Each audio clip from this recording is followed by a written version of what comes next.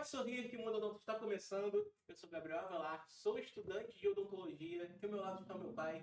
Oi, gente, Marco Avelar falando aqui, tudo bem? Como é que vocês estão? Nós estamos bem. Hoje eu estou muito feliz que eu estou recebendo aqui um professor meu, foi meu professor na graduação, na matéria de oclusão, professor Francisco. Meu irmão, muito obrigado pela tua presença aqui. Prazer. Eu quero deixar também registrado aqui que, assim, logo que eu entrei em contato, o professor se colocou logo à disposição. Então, assim, fiquei com o meu coração bastante feliz, que às vezes, né, assim, na correria do nosso dia a dia, né, e a gente sabe que não vou te chamar de senhor, né, cara? Não, pelo amor de Deus. Pô. A gente sabe que vocês que já têm uma vida, uma carreira, assim, tá sempre com uma coisa aqui, outra ali, e você se colocou à disposição. Te agradeço muito por você estar aqui. Prazer, Tá? Marco. Professor, como é que a gente começa aqui? A gente começa aqui com uma pergunta assim: como é que a odontologia entrou na sua vida? Como é que isso despertou? Se tem alguém da família que era dentista, que se não tinha, se foi no dentista, já vieram vários aqui, né? A maioria falou, falou que o pai era, o amigo era dentista. Que é dentista e tal, mas eu quero saber a tua história. Como é que a odontologia entrou na tua vida? Depois que a gente falar sobre isso, fala da tua graduação, como é que foi, e depois daí a gente vai seguindo aí no nosso papo. Perfeito, Marco. Em primeiro lugar, eu gostaria de agradecer o convite. Você sabe que uma coisa, assim, eu vou falar de coração, que eu ouvia dos meus professores, mas uma das coisas que mais motiva um professor é ter o reconhecimento de quem foi aluno e venceu na odontologia. Então, quando você me convidou, eu me senti prestigiado de estar aqui com Obrigado, você, cara. né? E aí tenho o prazer de conhecer teus filhos, que bacana, né? Legal. Eu tenho meus dois lá também. Então, assim, pô, não é esforço nenhum, pelo contrário, é uma satisfação estar aqui. Mas essa pergunta é interessante, porque você falou, tem gente que gostava de ir no dentista, nunca foi o meu caso, pelo contrário. Eu ia no dentista quando era garoto, eu ia no dentista desde os 4, 5 anos de idade, aí você não se lembra muito, mas se lembra dos momentos de aperto Ruins, lá, né? né? Ruins. Desespero. E na minha geração, pô, eu nasci em 66, cara. Então naquela época você ia ao dentista porque eu tinha uma cárie, o dente doía. Você não ia como é hoje, né? Um ambiente bem lúdico, que você vai lá para fazer prevenção, né? Para ir. Um ambiente meio tenebroso. Não, era assim, você ia e tinham duas coisas. Primeiro você ia para sentir dor, normalmente. Você ia Já tomar sabia, anestesia. já sabia que ia.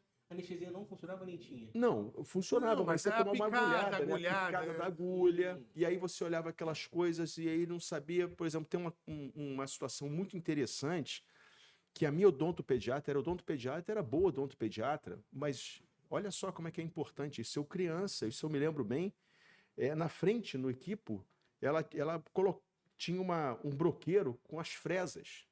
E eu tinha medo de perguntar ela, e eu não era muito tímido, não, mas eu tinha medo de perguntar o dia que ela ia usar aquelas fresas dentro da minha boca. Porque eu falei, poxa, quando é que ela vai usar aquela broca enorme na minha boca? Eu não vou nem perguntar, porque aí eu não vou querer vir mais aqui. Eu sabia que era importante. Então tinha um negócio de ir ao dentista. Minha mãe dava muito valor a dentes, né, bonitos, etc e tal. Minha mãe, ela dizia o seguinte, quando eu vejo um homem, a primeira coisa que eu olho são os dentes e os sapatos. Então nunca mais esqueci disso. E aí aquilo foi, mas eu pensava assim, sentado ali na cadeira, pensava assim, como é que alguém tem a coragem de meter a mão na boca de todo mundo? Então, a minha experiência inicial certamente não foi o que me levou para a odontologia. Mas aí eu fui crescendo, né, a faculdade, eu fui vendo que eu gostava primeiro de ciências, e depois lá no científico, que era o que a gente tinha na época, era biologia. Então eu falei, eu vou ter que ir para a área de saúde, é o que eu gosto. E detestava matemática. Eu estudava num colégio que tinha muita matemática. E eu ia ali me equilibrando para passar. E passava, mas passava sim, porque tinha que passar. E aí, o que aconteceu? Um ano antes do vestibular, e eu era um ano adiantado ainda no colégio, eu pensava em ser piloto de avião, né? E ou fazer medicina. Então eram as dúvidas que a gente tinha, muito jovem, né? E eu tinha um tio que era médico, ginecologista e obstetra, e meu tio não parava em casa. E aí eu falei, pô, o negócio de medicina é complicado, né? Meu tio, pô, aniversário dos meus primos, ele não tá lá, no Natal também, muitas vezes ele não tá, por causa da obstetrícia, não tanto por causa da ginecologia. E aí eu comecei a namorar com a minha mulher no colégio ainda, eu tinha 15 anos, quando eu comecei a namorar com a minha mulher no colégio. E aí um dia minha mulher falou assim, eu vou fazer odontologia. Aí eu olhei assim, a odontologia, pô, deve ser um negócio legal, porque eu posso dormir em casa, eu não preciso ter a vida que meu tio tem. E a mesma coisa com o piloto de jato comercial, porque você já se imagina viajando para todo quanto é lugar, mas também você já se imagina piloto de avião comercial, não, indo para fora, né? Viajando para o exterior, quer dizer, você já imagina assim, pô, aquela empresa era na época era Varig, não sei o quê, e eu viajando para Nova York, pilotando o avião, não sei, pá. Mas eu gostava muito de viajar, mas eu já desisti dessa parte, que eu sempre gostei muito de avião. Aí, medicina. Aí minha namorada fala, eu vou fazer odontologia, acho que eu vou fazer odontologia também. E o que aconteceu? Assim, umas 2 semanas antes de ir para a fila, para me inscrever no vestibular, eu ainda estava entre medicina e odontologia. Aí eu cravei odontologia, tinha 16 anos. Caraca. Quando eu estava na fila, eu fiz o vestibular com 17. Mas quando eu escolhi o que eu ia fazer no vestibular, eu tinha 16 anos. Você já colocava ali suas opções. É diferente, né? Você colocava. E as faculdades, elas eram unificadas, quase todas. Seja Rio, né? Aí você colocava qual seria a tua primeira opção, seja Rio, segunda opção. Então eu botei lá, primeira opção, FRJ, segunda opção, UERJ, terceira opção, UF. E aí você começa, a quarta opção, eu acho, eu não sei se Friburgo, mas provavelmente tinha Gama Filho também, que era uma boa escola particular. Então, você colocava lá, acho que a maioria estava no Seja Rio, e fiz o vestibular, aí passei para odontologia e comecei a estudar odontologia. E aí a gente entra na graduação. Uhum. E tudo bem, iniciamos lá as matérias básicas, era como se fosse a biologia, né? Você tinha estudou na Federal? Na Federal. E aí, quando chegou no 4º período, acho que foi o primeiro contato que eu tive com morfologia. Não, acho que no 3º período a gente teve morfologia e escultura dental, e no 4º período começava a ter clínica. Aí virava odontologia mesmo. E eu comecei a me interessar por oclusão, já no 3º, 4º período, e comecei a ler umas coisas de oclusão. E depois eu descobri que eu amo fisiologia. Uhum. Essa era a questão. E oclusão, a gente não tinha uma disciplina de oclusão, e eu já sacava ali que era uma disciplina fundamental na odontologia, que eu estava gostando. E aí um professor, que foi meu primeiro mestre, eu tive 2, assim... Eu tive vários mestres, claro, né? Mas 2 que eu grudei muito com eles. Foi aqui no Rio, o professor Pedro Viana, que já nos deixou, infelizmente. Mas ele viu naquele meu interesse pela oclusão uma afinidade muito grande, e eu lia os livros. Inclusive, depois ele começou a me indicar livros.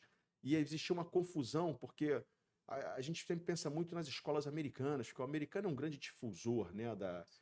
Tanto é que quando eu estava aí, já vou adiantar, quando eu estava lá fora, já escrevendo a minha tese, o meu orientador lá falou assim, olha, vamos publicar, tinham revistas europeias ótimas, eu tinha ido para a Escandinávia, vamos publicar revistas americanas, porque mais pessoas vão ler seus artigos. Então, os Estados Unidos eram um grande divulgador, né, das técnicas. Exato, perfeito.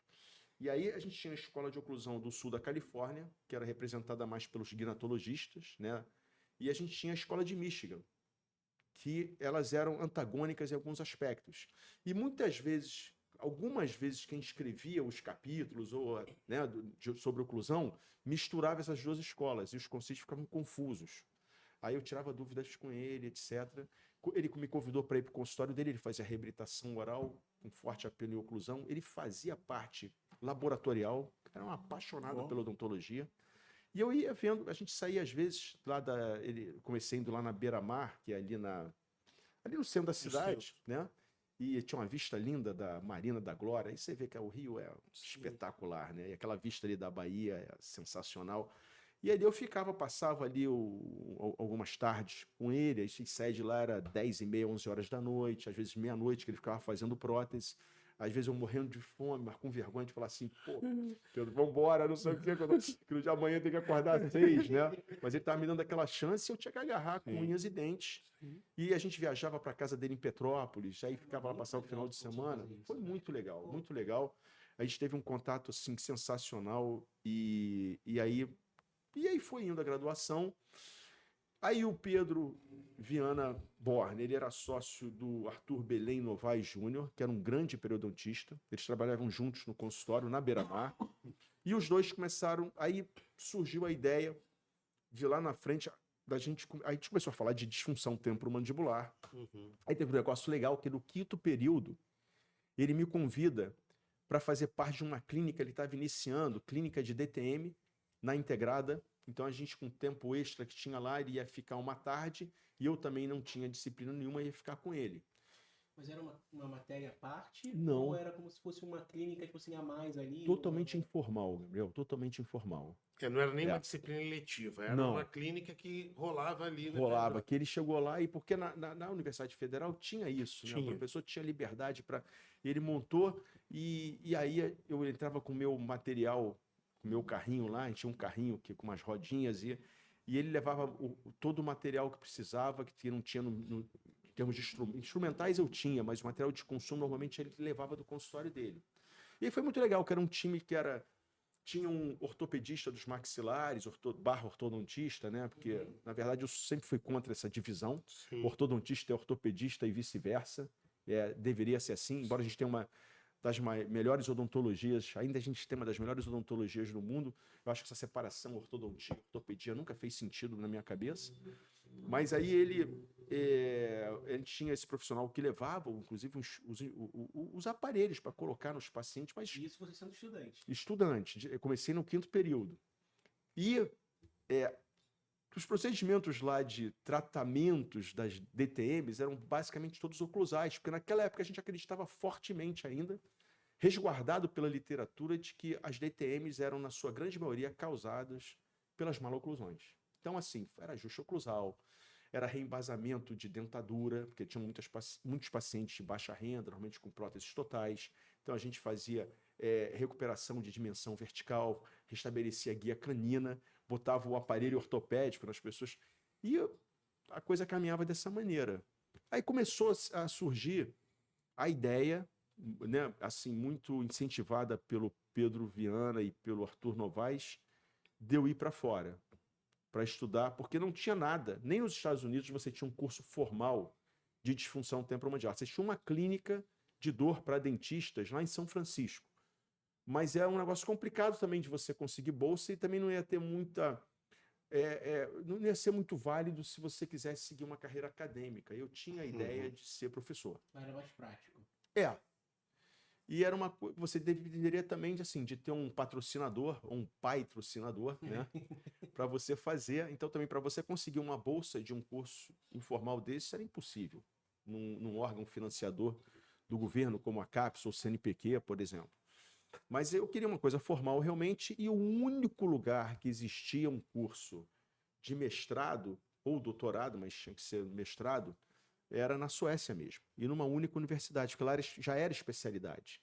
E tinha os brasileiros que tinham ido para lá. Por exemplo, o primeiro foi o Mário Grossman, que foi estudar periodontia, foi fazer mestrado em periodontia na Universidade de Lund. E depois tiveram outros brasileiros, como Fischer, por exemplo, né, o Cláudio também.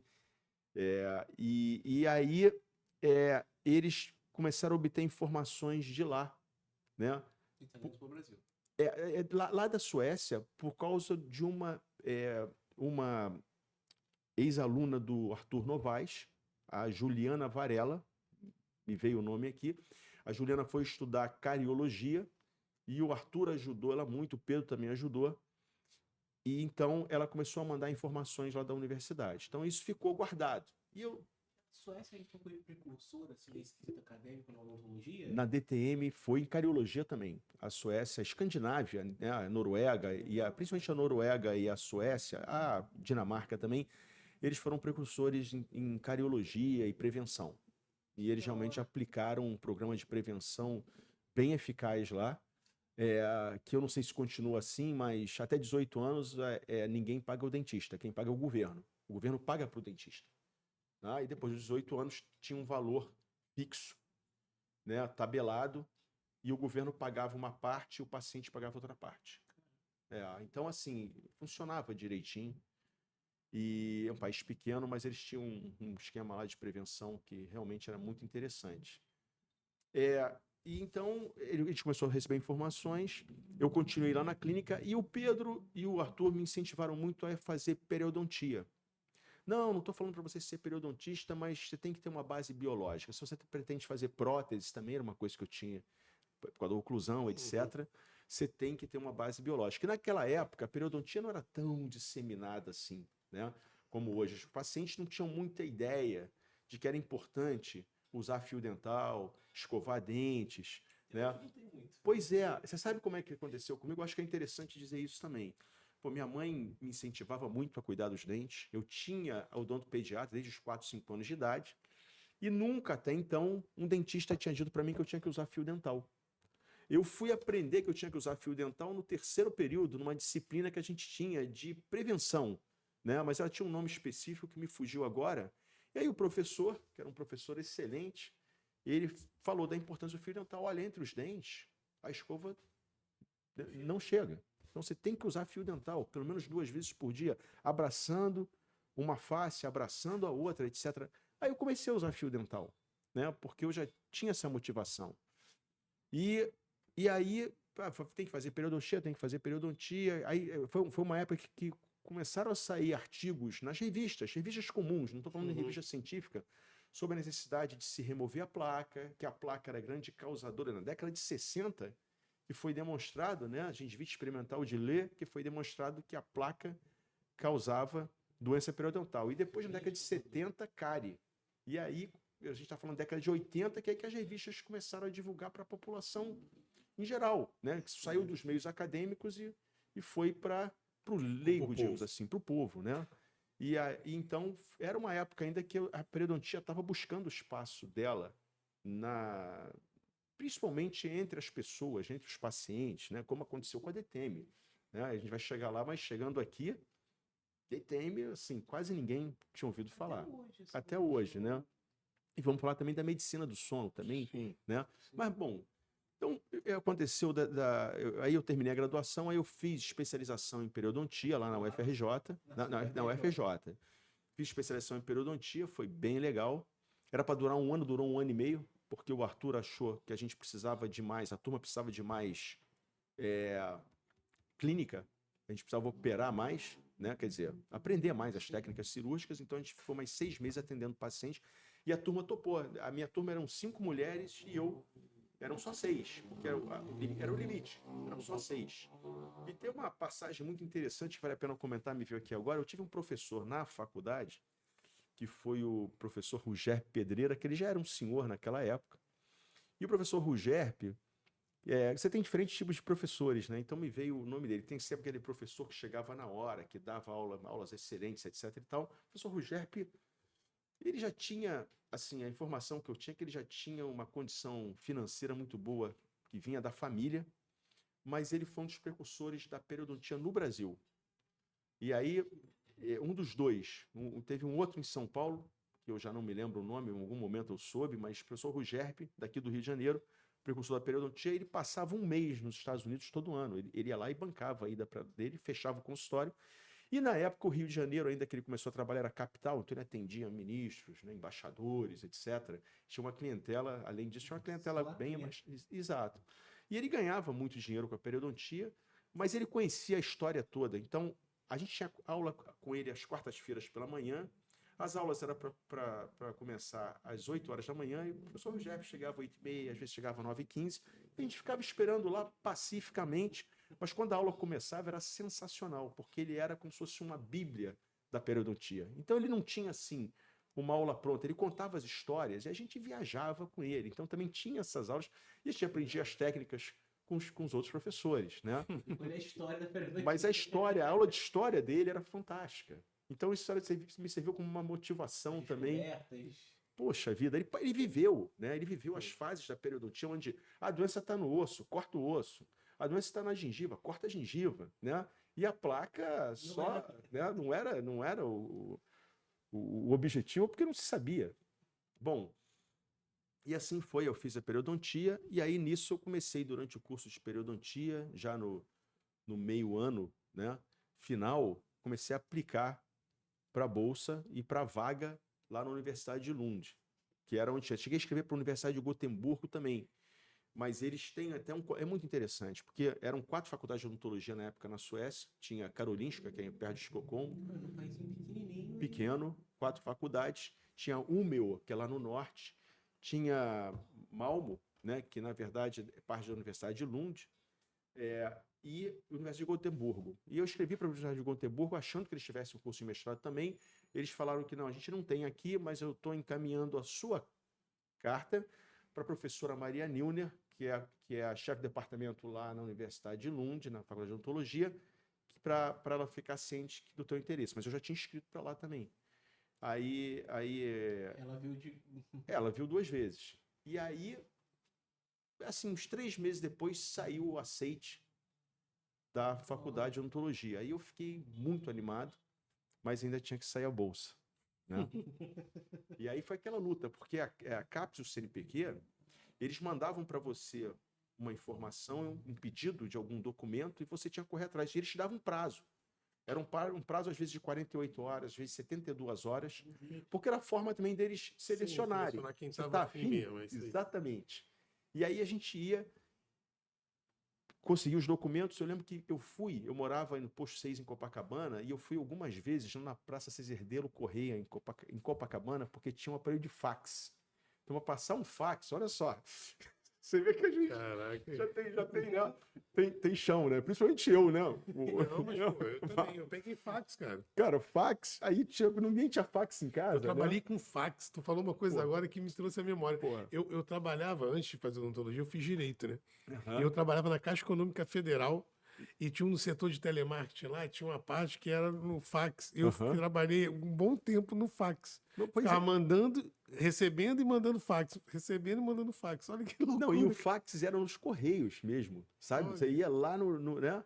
Você podia mandar um telegrama também, Sim. né? Mas assim, às vezes você tinha que mandar um documento escrito, né? Aí você ia lá e não tinha como fotografar, nunca, né? Bom, e aí tinha essa questão, e aí eu sei que aquele ano foi terrível. Terrível porque eu queria muito. Era um sonho que eu tinha de estudar fora. E poderia ter acontecido, mas não aconteceu. Tinham vários amigos meus, alguns amigos meus fizeram intercâmbio. Você ficava um ano e meio, normalmente nos Estados Unidos, às vezes no Canadá. No segundo grau, né? No segundo grau. E eu já queria ter tido essa experiência, não foi possível. E o negócio de estudar fora era o sonho de estudar fora, mas também de viver fora. Uhum. Bom, e aí a coisa foi caminhando, o negócio da bolsa. Eu sei que quem deu a resposta primeiro foi o CNPq. E na época, para você aplicar para um curso de mestrado já era difícil. Doutorado era menos difícil. E o mestrado não poderia haver no Brasil. E esse curso não tinha no Brasil, como eu até comentei, né? Não tinha no Brasil, não tinha nos Estados Unidos, não tinha no Canadá, porque você ia no consulado ali em Copacabana, que era no prédio do IBEU, não sei se existe ainda, né? Instituto Brasileiro. Instituto Brasil Estados Unidos, que tinha um curso de inglês. Existe o IBEU? Não, mas lá não. Ali tinha uma espécie de consulado, quer dizer, o consulado americano sempre foi lá no centro, né? No Canadá, eu acho que hoje em dia é na Avenida Atlântica, ali perto da Princesa Isabel. Mas eles tinham lá um local onde você tinha essa questão de querer estudar fora. Então eles tinham um escritório ali e você podia olhar nos livros o curso pretendido. E aí eu olhei os livros, conversei com a secretária lá, não existia esse curso, nos Estados Unidos tinha o tal do curso. Tinha um curso lá de treinamento clínico que não adiantaria. Aí, simplesmente você quer aplicar para uma bolsa. E aí a primeira carta que veio foi do CNPq, dizendo que eu não havia esgotado todas as possibilidades no Brasil. Aquilo foi um soco no estômago. Eu assim, como assim? Poxa, eles não leram nada do que eu coloquei, porque... Não existe esse curso aqui? Exatamente. E aí eu fiquei esperando o da CAPES. Aí eu entrei em contato com a CAPES e acabei sabendo que eu era o 6º na lista de espera. Aí eu falei, não vai acontecer.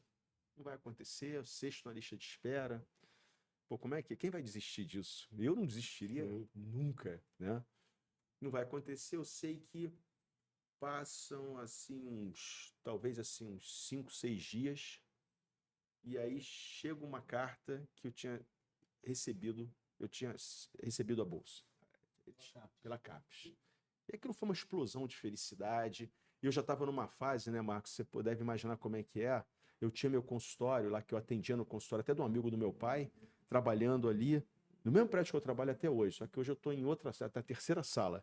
E aí trabalhando, eu falei assim, eu não sei se eu estimulo esse paciente a ficar comigo ou se eu falo para ele que eu, né? Então eu fiquei naquela dicotomia, será que eu continuo trabalhando para desenvolver minha clínica, mas eu não posso largar os pacientes na mão depois? Como é que é isso, né? Então eu fui meio que, fiquei muito tenso com isso tudo. Mas aí saiu a bolsa, foi uma felicidade incrível.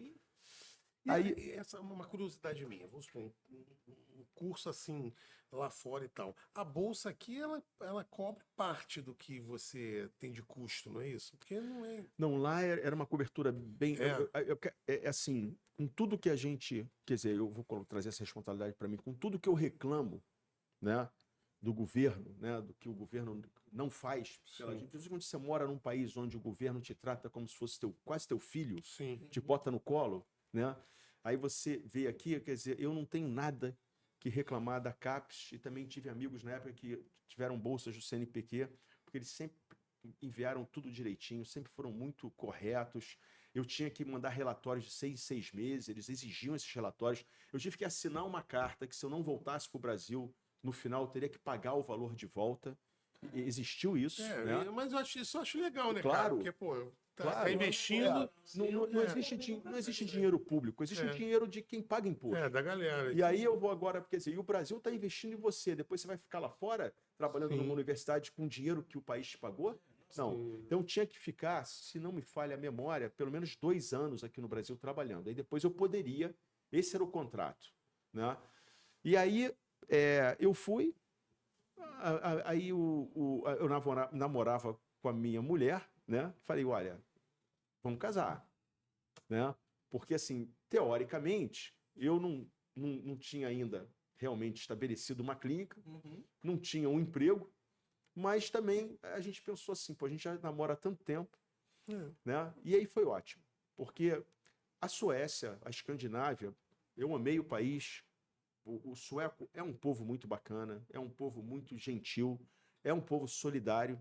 A gente interpreta como sendo pessoas frias, não são frias, secas, são muito né? contidas. Por causa do inverno, você fica 10 meses dentro de casa. E não era só eu ou a minha mulher, a Cláudia, porque a gente era estrangeiro, não. Os próprios suecos falavam isso comigo. Poxa, aqui ninguém se encontra. Durante os 10 meses de frio, ninguém vai na casa do outro, né? A gente ia, porque a gente acabou estabelecendo uma amizade lá com nem tantos estudantes, não, com um casal de franceses, um casal de suecos, um outro casal que era metade sueco, metade polonês, e o meu orientador, que virou o meu segundo mestre de coração, que virou um irmão mais velho. Até hoje eu tenho contato com ele, já veio no Rio de Janeiro 8 vezes, fica lá em casa. Pô, adora, sente falta da gente. Bom, e a gente casou, a gente foi para a Suécia, eu fui antes, ela foi 3 semanas depois. E aí comecei uma fase espetacular da minha vida lá. Porque eu estava realizando um sonho e cheguei lá, aquela facilidade toda para trabalhar, aquele respeito, aquilo que eu sinto. Você chegou lá podendo trabalhar como dentista ou Não, só pesquisando? não. Eu trabalhava na clínica, atendia paciente de DTM só. Então isso foi um probleminha quando eu voltei, porque eu não fiz clínica odontológica geral na Suécia. Não podia trabalhar. Eu tinha um visto onde estava escrito lá, não tem permissão de trabalho. Mas eu atendia na clínica e, logicamente, que os professores eram responsáveis por aquilo que eu fazia. Eles assinavam, né, por mim. Mas eu podia atender desde que alguém fosse responsável e era natural isso para o aluno de pós-graduação.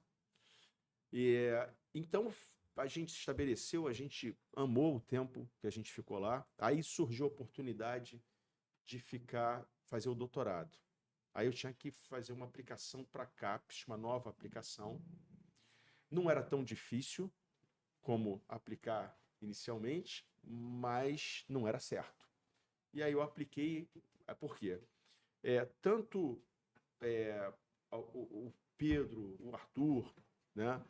Teve também um professor que me ajudou muito na época, que foi o professor Wilson Chagas, falaram, faça o doutorado. Ele foi lá da faculdade, ele era diretor, né? Foi da faculdade. Ele, inclusive, que me levou para a faculdade. Né? Porque ele era padrinho de um grande amigo meu, do Ricardo Teles. Lembra do Ricardo Teles? Lembro. Né? Então, ele era um padrinho do Ricardo. E eu conhecia ele já, por causa do Ricardo. E aí, quando eu voltei, né, ele fez contato comigo e aí ele me levou para a Unigran Rio. Foi através dele que eu entrei na Unigran Rio. Então eles falavam assim, não deixe de fazer o doutorado. E aí eu perguntei para o Ricardo Fischer, né? Eu tinha muito contato com o Ricardo, né? Com o Ricardo, com a Carla, minha mulher também com a Carla, principalmente, as duas ali, né? E eu com o Ricardo. E aí eu falei, Ricardo, pô, o que você acha de fazer o doutorado, cara? Você acha que é legal mesmo? Se eu tenho ambições, né, acadêmicas? Ele falou assim, cara, é fundamental. Faça. Se você está afim, aplique para o doutorado. Aí eu apliquei, fiquei lá 4 anos e meio no total. E no final eu já estava querendo voltar, porque a minha vida ia ser aqui. Mas eu passei por momentos fantásticos lá, quer dizer, eu tive um grande orientador. Foram quantos anos de mestrado e quantos anos de doutorado? O mestrado são 2 anos. Aí você tem que escrever 2 artigos, mas não tem obrigação de publicar. Mas todo mundo publicava, porque os artigos eram muito bem feitos, muito. E foi aí que se publicou nas revistas dos Estados Unidos. Nos Estados Unidos, é. Aí eu coloquei para publicar. E o doutorado, o negócio era mais, né, como se diz aí, o buraco é mais embaixo. Por quê? Porque você tinha que ter 5 artigos e todos esses artigos tinham que ser aceitos. 5 anos. De 4 anos, Independente da revista. Idealmente em 4 anos. Né? E eles têm que contar uma história sequencial, porque depois esses 5 artigos, ele vira a tua tese. Eles viram a tua tese, né? Porque você tem que contar uma história sequencial e a tese é um artigão. Então, uma introdução englobando aqueles 5 artigos. Podem ser 6, podem ser 7, mas pelo menos 5. E na medicina eram 7 artigos também. E aí eles tinham que ser. Então demorava. Mas eu fiquei lá mais 6 meses só, digo, a mais, sem bolsa, porque em 2 anos a CAPES não te dava mais bolsa. E para o doutorado, em 4 anos, ela não te dava mais bolsa. 2 anos para o mestrado e ponto final. 4 anos para o doutorado e ponto final. Só que como você tinha que esperar esse aceite das revistas, às vezes... E até foi relativamente rápido. E aí eu fiquei mais 6 meses. Então, assim, eu tenho 2 filhos, a minha filha nasceu lá. Depois de 2 anos que a gente estava lá, a gente decidiu ter filhos, né? E aí ela nasceu e foi espetacular, porque eu trocava fralda, eu trabalhava muito em casa. Eu botava ela para dormir, eu dava comida para ela. Essa parte de pesquisa, o dentista, que eu vejo, assim, você é um filho de dentista, né? Uhum. Eu sinto que o dentista não fica muito em casa. Mas na parte acadêmica, então consegue ficar mais tempo com a família. Não, mas assim, você tem. Mas é bom, assim, eu entendo, Gabriel, mas a minha situação era um pouco particular lá porque eu era estudante. Então, o que acontece? Eu vou te explicar, mas é legal a gente falar isso, eu vou te explicar como é que acontece. Você tem o período de créditos. Mano, começou o mestrado, você vai ter 6 meses ali, né, um período inteiro de aula, aí você fica na faculdade direto. Aula e aí clínica também. Aula, clínica, aula, clínica, aula, clínica. Quando você entra no segundo semestre dos 2 anos, você ainda tem uns créditos a cumprir, mas menos. E aí você está mais na clínica também. Uhum. Aí você está escrevendo alguma coisa nesse tempo, né? Pré-projeto de tese, etc e tal, e coletando artigo e blá blá blá. Mas aí quando você chega no segundo ano, você começa mais ou menos, às vezes tem uns cursos na faculdade, aí você vai lá faz. Eu ia lá em Lund, porque a faculdade de odontologia era numa cidade chamada Malmo. E Malmo era a 3ª maior cidade da Suécia, mas a universidade era de Lund, uma outra universidade, como se fosse a Universidade de Petrópolis e a faculdade de odontologia fosse no Rio, numa cidade maior. E só as faculdades de odontologia e de música que eram em Malmo. Mas o restante, todas as outras faculdades ficavam em Lund, na universidade, que foi uma universidade que começou em 1666. Muito interessante esse início, porque aquela parte sul da Suécia pertencia à Dinamarca. E aí, quando foi em 1658, a Suécia tomou o sul dela de volta. E aí eles colocaram o centro da igreja, né, no sul, então a Catedral de Lund, ela foi colocada ali para fixar a instituição, né, e dizer assim, isso aqui é nosso, e surgiu a Universidade de Lund também, e os prédios originais, quer dizer, tanto a catedral quanto o prédio original da universidade, eles são muito próximos. E até hoje tem uma tradição, e eu acho fantástico a tradição, porque é um respeito às instituições, né? É uma coisa que passa de pai para filho, e em Lund, se não me engano, na 3ª quarta-feira de maio, todo ano, Aí tem a procissão dos doutores. Eles saem do prédio original da universidade e vão caminhando até a catedral. E lá na catedral você fica 4 horas lá dentro, cada um recebe seu certificado, mas não é só odontologia, não. Todos os doutores que se formaram naquele ano, no ano anterior. Ou você ser estrangeiro, você pode ir lá receber o canudo, esse canudo simbólico, você pode receber 3, 4, 5 anos depois. Mas eu fui logo no ano seguinte. E aí você sai dali, tem a procissão e a cidade para ver a procissão. As lojas, as cafeterias têm docinhos comemorando os doutores. Uma cidade que gira em torno da universidade. Mas assim, é bacana porque, pô, as senhorinhas adoravam aquela festa toda, né? E tem cada hora que um recebe o canudo, lá, né, no altar da igreja, tem um tiro de canhão para cada muito, eles levam muito a sério, né? Que maneiro. Então era assim, era muito bacana. E bandeiras suecas para tudo quanto é lado, né? É muito interessante. Então, eu aprendi muita coisa lá, de vida, inclusive, né? E no mestrado fica no segundo ano, é mais tranquilo, você vai estar fazendo sua tese. Isso. Aí você pode ir para casa para escrever. Então você vai lá, leva os artigos, você trabalha em cima dos artigos. Então eu ficava em casa por conta disso. E trabalhava o dia inteiro, mas você dava umas paradas assim estratégicas para oxigenar, né, dar uma esticada. Então assim, eu fazia muito isso, parava 15 minutos e voltava, parava 15 minutos e voltava. E à noite eu parava. Conforme foi chegando mais perto aí você senta a pua, né? Porque tem um deadline lá, um prazo limite que você tem que cumprir. E aí você fica assim, pô, aqui eu tenho que... É aquele negócio, eu penso assim, se você está lá fora e você é uma pessoa correta, você tem que ser correto e mostrar que você é correto. Entendeu? Porque você é mais observado como estrangeiro, né? Você é mais vigiado, digamos assim. É natural. Não estou falando que é esse país ou aqui, mas é natural. Então, eu sentia uma certa pressão. E essa pressão trazia um estresse, mas um estresse positivo. Sim. Um estresse que te obrigava a cumprir a tua meta, né? Então, foi uma experiência. Não moraria na Suécia pro resto da minha vida, porque realmente é diferente. A experiência de morar num país que é totalmente diferente do Brasil. Porque aqui no Brasil, Rio de Carioca. É. Tipo assim, a gente tá acostumado a ir pra praia, viver na zona que é o Rio de Janeiro. Sim. Aí na Suécia, todo mundo lá quadradinho, certinho, caixinha. Exato. É muito interessante. Assim, de certa forma, eu sempre gostei das coisas organizadas. Então, eu ia falar isso. Tipo assim, eu desde a época da faculdade, eu sempre tinha, assim, eu te via, e te vejo, assim, até hoje, como um cara sério, um cara ponderado, um cara, né? Tipo assim, se é um cara meio, né? De repente teria esse choque de realidade. Mas eu acho que é da tua personalidade isso, né, cara? De tu ser mais centrado, Não mais... teve esse choque mesmo, carioca. Não tive. E eu cheguei lá, eu te juro, eu tava na Disney do mundo científico, sabe? Tava me divertindo, porque, assim, eu vou contar 2 histórias, se a gente tem tempo aí, para você ver como é que o governo sueco, ele te trata, tá? Então, eu tive 2 situações. Minha filha nasceu, eu tinha um visto de estudante, todo ano eu tinha que renovar esse visto, então eu ia na polícia lá, né, como se fosse a Polícia Federal, e eu tinha que levar lá a carta da CAPES dizendo que eu ia ter a bolsa para o ano seguinte.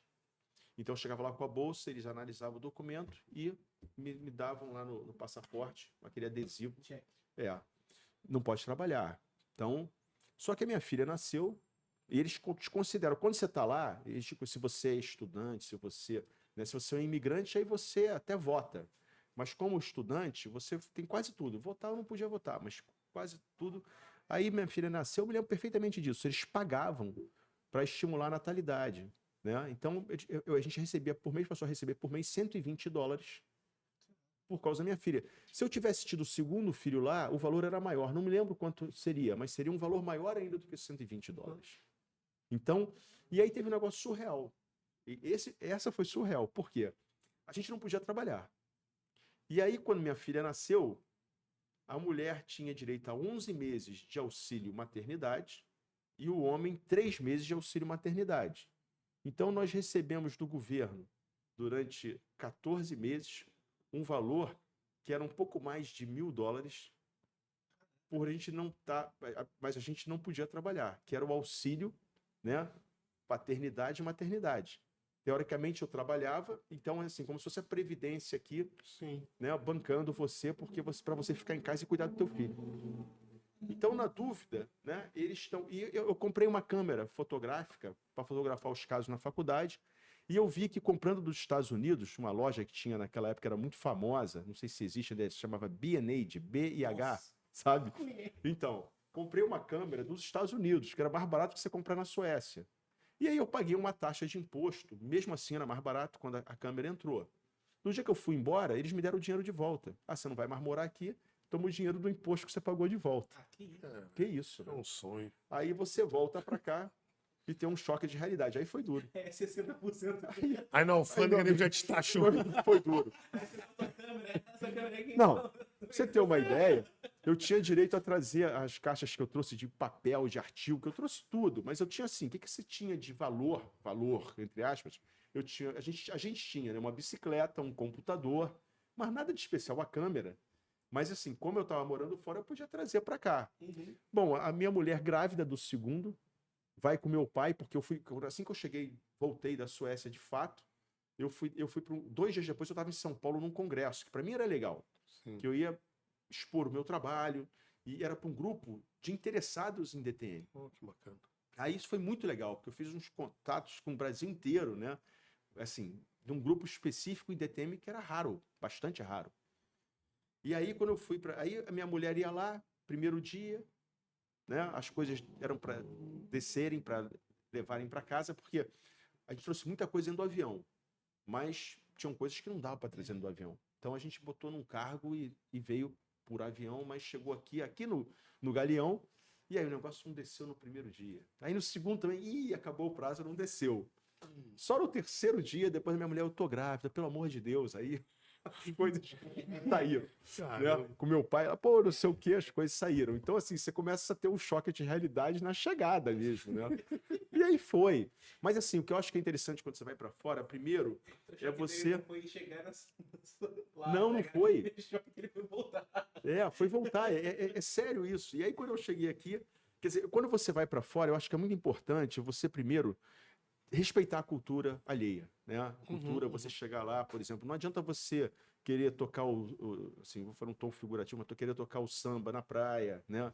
Não, você vai, pô, como é que eles se comportam aqui? Como é que a gente não vai agredir, né, o que eles já têm? Questão de respeito, né, Respeito. Então, por exemplo, você lá, é a cultura deles, eles marcam um evento em casa, um jantar informal, estão te convidando, o pessoal da faculdade, os professores convidavam você. Ficavam preocupados com você, se você está sozinho, etc. E tal. Convidava a gente para ir. Mas se eles marcarem 8 horas, você chega às 8. Se você chegar às 8h05, é falta de educação. Mas eles não vão ficar bravos. Mas se você chegar antes, também não pode. Então, olha, já cheguei aqui, né? Então, aí o que acontecia? A gente pegava o ônibus, né, no frio, e a gente também pegava a bicicleta. Quando estava mais arrumadinho, normalmente a gente ia de ônibus, né? Às vezes de táxi também, mas chegava lá, chegava antes, e aí ficava esperando para tocar a campainha. Tá? Então, mas era assim a cultura deles. Então a gente tinha esses, mas tinham várias coisas que eram muito interessantes, que você sabe exatamente o que você pode esperar, até onde você pode ir. As pessoas se respeitam. Se você tem um sueco fazendo besteira na rua, ele toma uma bronca do outro, fica quieto. Sim. Porque ele sabe que tá errado. Se fosse no Brasil, os caras estavam assim, quem é você para falar pra falar assim comigo. E pô. Caraca, Então, assim, Agora, tem uma coisa interessante nisso, porque eu já até comentei aqui. Para você morar o resto da vida é muito diferente, você tem um clima muito, né, assim, digamos assim, até um pouco hostil. E aí também, em verdade seja dito, em qualquer país, uma coisa é você ser estudante, né, de mestrado, doutorado, que eles supervalorizam, recebendo a tua bolsa do Brasil. Mas quando você é um imigrante, aí a coisa também não é tão simples assim. Né? Aí tem outros... Você tá lá, pois, o sueco vê, assim, aliás, né, os povos em geral na Europa, eles te veem como uma pessoa que está tomando o lugar dele. Mas, por exemplo, eu ouvi uma palestra há poucos dias, lá um CEO de uma parte lá do Itaú, e ele estava dizendo o seguinte, existem 9 países no mundo atualmente onde a população jovem está crescendo. Porque os outros todos, a população está envelhecendo. Então, os Estados Unidos sabem muito bem que ele precisa do imigrante. E os europeus também sabem disso. Mas, muitas vezes, o povo não entende. Na Suécia tem uma maneira de receber o imigrante dando tudo para eles sem filtrar. É uma questão polêmica, mas é mais ou menos assim. Né? Quando eu fui lá em A 2015... França também tá com esse problema. mas eu vou tentar explicar, para não parecer uma coisa também vindo da minha parte, né? Uma xenofobia. O que acontece? Quando teve a guerra da Síria, em 2015, eu fui lá fazer um treinamento e fiquei lá na casa do meu ex-orientador. E aí eu tomei um susto, porque quando eu passei pela estação central, tinha umas pessoas acampadas ao redor da estação central de trem, e eu perguntei para ele, o Rocan, né? Rocan, o que está acontecendo aqui? Ele falou, não, a gente está aceitando imigrantes da Síria. A Suécia aceitou em 2015 1 milhão de sírios, tendo 9 milhões e meio de habitantes. Isso já é um problema, né? Porque como é que você vai dentro daquele welfare... de tudo, saúde pública, de tudo. Tudo. E aí tem uma coisa também que tem que ser dita. Por exemplo, não estou falando que é porque o sírio, não, porque a gente tem nossos problemas aqui. Sim, Todo lugar tem problemas.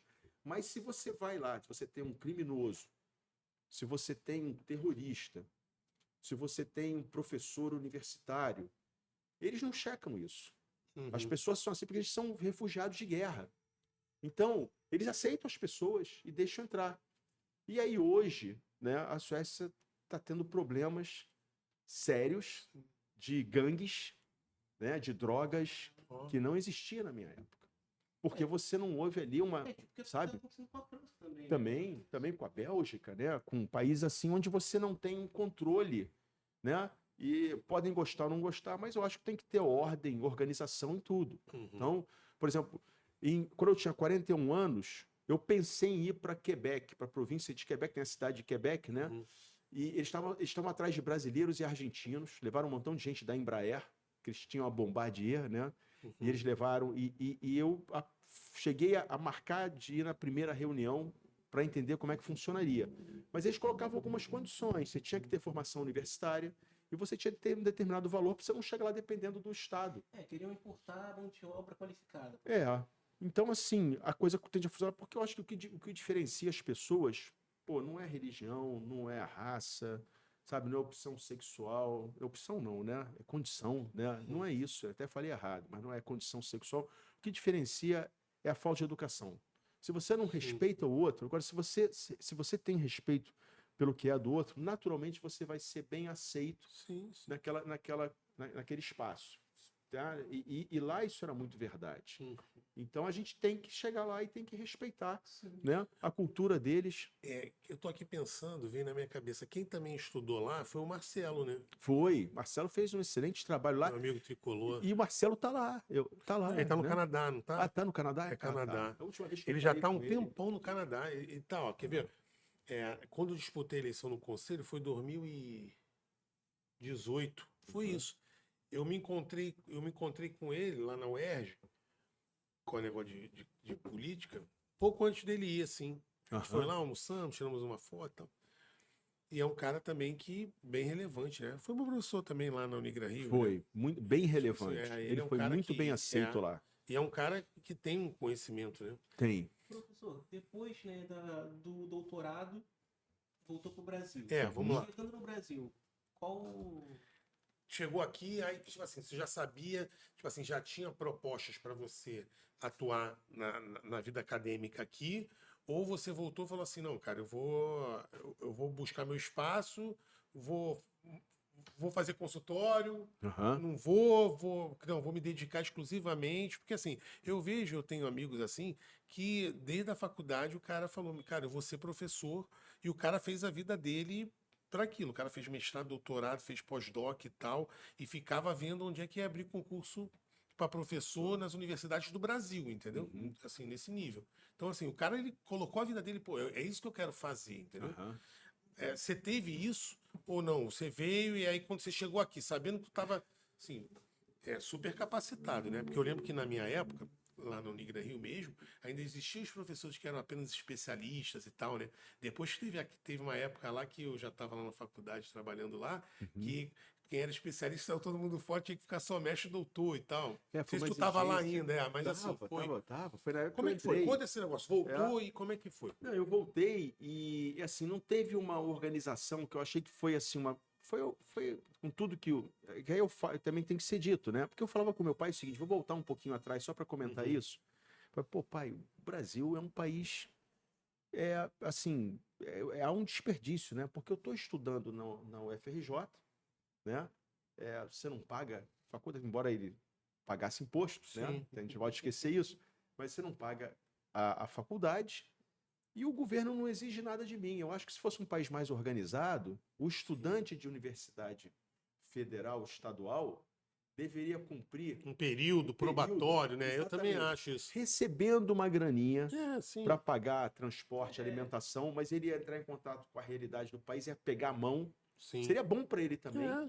E aí ele ia pagar um pouco do que ele recebeu. Ou então ele fala assim, não, meu pai tem condição, vou estar na universidade particular porque eu não quero ficar trabalhando esses 2 anos, né? Sim. Depois, Seria. né?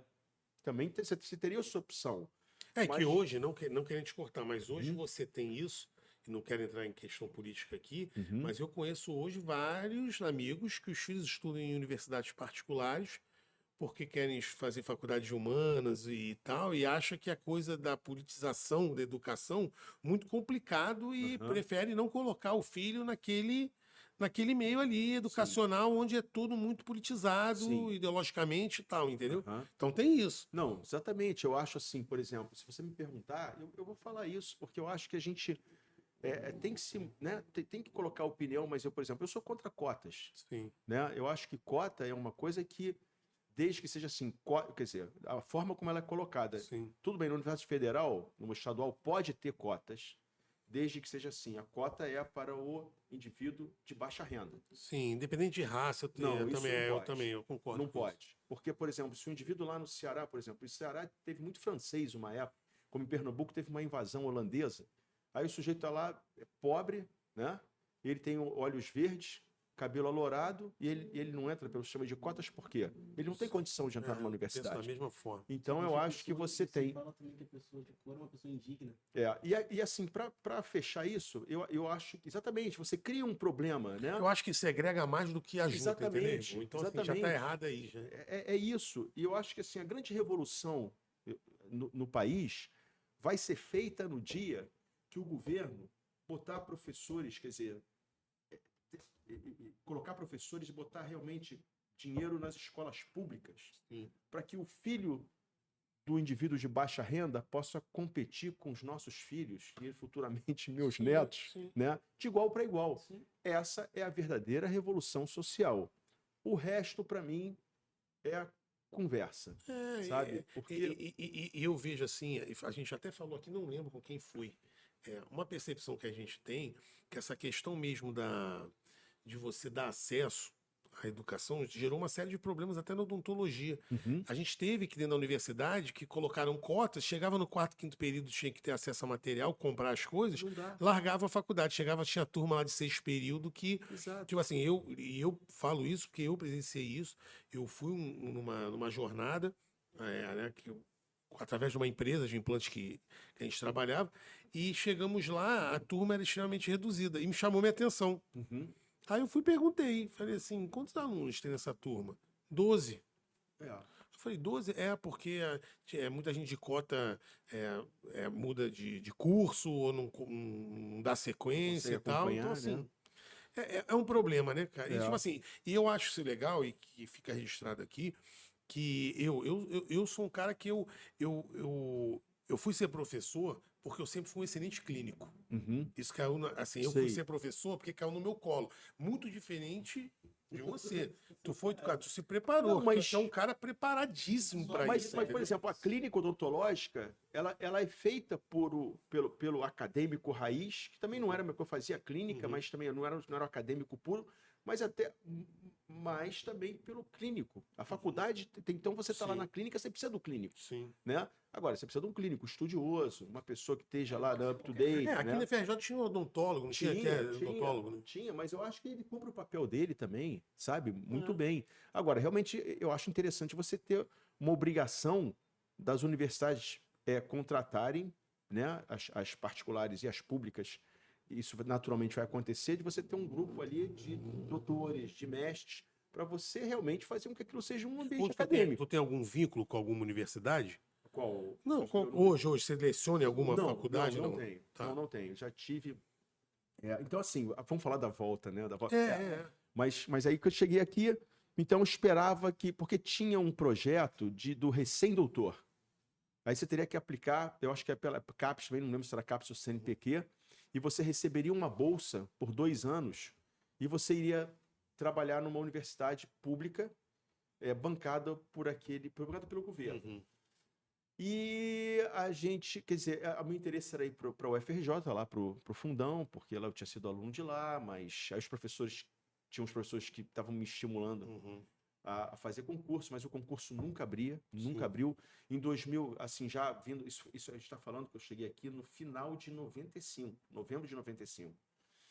E aí, quando foi, assim que eu estava para chegar aqui, o professor Roberval, que foi lá da UERJ, sabendo que eu estava estudando fora por alguém, fez um contato comigo e perguntou se eu teria interesse de estudar na Estácio, não de estudar na Estácio, de dar aula na Estácio, porque eles estavam abrindo o curso de odontologia lá.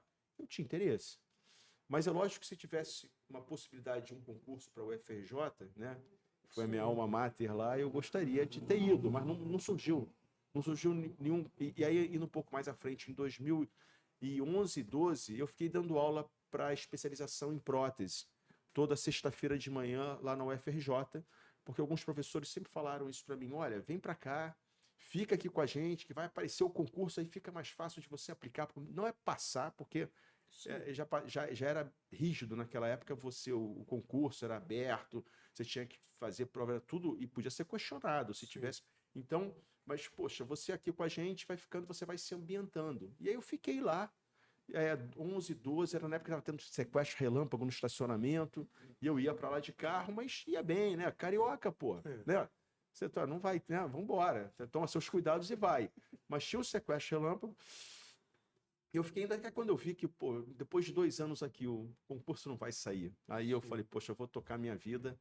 E foi assim. Então eu vim, aí comecei a dar aula na Estácio. Isso foi em maio de 2000 e... Peraí, 2000 não. Maio de 96, 1996. Então foi rápido. Você chegou... Isso foi rápido, foi rápido. Mas começar a clínica, né? As pessoas, assim, às vezes pensam, pô, o cara chega com doutorado, vai chegar aqui arrebentando. Não. Cheguei aqui capinando ajoelhado, né? Então, assim, aí eu comecei a trabalhar no consultório em fevereiro. Aí, em fevereiro, eu atendi um paciente. Tu montou um consultório? Não, eu fui trabalhar no consultório de um amigo do meu pai, que tinha me convidado para observar ele trabalhando também. Além do Pedro, tinha esse amigo do meu pai, que era o Carlos Soares, que o filho dele é dentista, né? O André Soares é dentista, até hoje é um amigo grande, né? O Carlos Soares, infelizmente, também já nos deixou, mas ele abriu o consultório para que eu fosse lá observar ele trabalhar. Então eu ficava lá olhando ele trabalhando, etc e tal, fazia prótese também, fazia um pouco de periodontia. E aí ele me convidou, quando eu voltei, para ficar no consultório dele e recebendo uma porcentagem. Né? Então, para mim era interessante que eu tivesse que bancar um consultório, eu não tinha paciente, né? E aí os pacientes começaram a vir devagar. Então, em março eu atendi 3 pacientes, e aí começou a andar, o consultório devagar, né? Começou a andar devagarinho. E aí, quando foi em maio, eu comecei a dar aula na Estácio, mas foi muito bacana, porque aí eu tenho o maior orgulho em dizer isso, a gente teve, até onde eu sei, né? Porque esse negócio de o melhor do mundo, o melhor não sei o quê, é complicado, como você também dizer o que eu vou dizer agora. Mas até onde eu sei, foi a primeira disciplina oficial de DTM em faculdades brasileiras. Né? Porque disciplina de DTM mesmo, essa foi a primeira em 1996, em maio, na Estácio a gente começou. E ela era só de disfunção temporomandibular. Foi uma... Assim, eu pedi ao professor Roberval que isso era importante, porque assim, eu não queria entrar, por exemplo, na disciplina de dentística para falar de oclusão em DTM. Né? Então foi quase que uma imposição. Mas eu não estava em condição de impor muito. É aquela que tu fala, então, tu solta assim para ver se vai. Exatamente. Vou rolar a bola e foi. E aí nós conseguimos, né, implementar a disciplina e tive vários desafios, porque ele me deu umas tarefas interessantes. Ele pediu que eu montasse a biblioteca, depois que eu coordenasse o manual de biossegurança, depois que eu coordenasse a dentística. Isso foi muito complicado, porque eu era o único na disciplina de dentística que não era formado, né? Não tinha especialização em dentística. Mas eu era, assim, o administrador, né? O administrador do time lá. Né? Aí eu coordenei a disciplina de disfunção temporomandibular. Depois ele pediu que eu coordenasse a primeira jornada dos estudantes de odontologia, que foi muito bacana. Na época eu tive um amigo, assim, só um dado interessante. A gente ia ter uma festa de encerramento e eu tinha um amigo que foi um dos fundadores da cervejaria Itaipava. A cervejaria Itaipava foi fundada por 5 caras. E um deles muito amigo meu até hoje, e o outro era irmão de um grande amigo, que hoje é um grande amigo. E aí eu pedi a ele o que a Itaipava podia fazer para nossa festa de encerramento, e ele deu um montão de cerveja. A galera gostou, né? Gostou dessa, ainda sobrou. Aí eu falei com ele, sobraram umas cervejas aqui. Ele falou, não, fica aí para vocês, se divirtam. Os funcionários levaram cerveja para casa.